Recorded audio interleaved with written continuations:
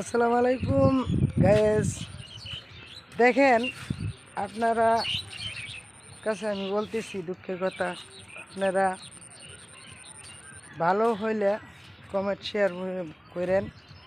কারণ দেখেন ভাই, আমার নাই বাড়ি নাই ঘর, আর আমার বাড়িতে আমার বাপের সম্পদ নিয়ে কারাকারি। আজকে আমার বাপের সম্পদ আনতে গিয়া আমার বাড়িতে দেন আমার বাপের সম্পদ।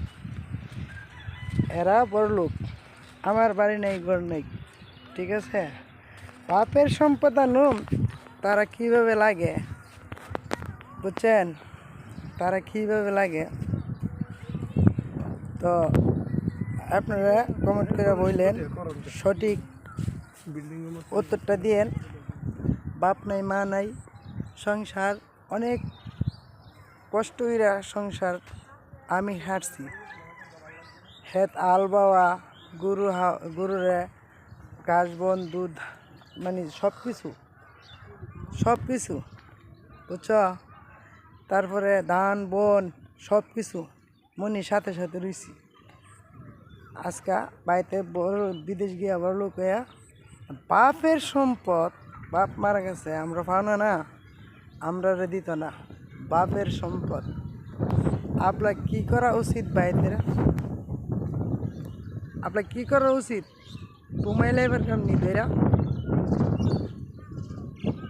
তারপরে দেখেন মাইজম ভাই, আমার মার বাপের বাড়ির, হ্যাঁ, আমার মার বাপের বাড়ির এই সম্পদ বিক্রি করে বিদেশ গেছে।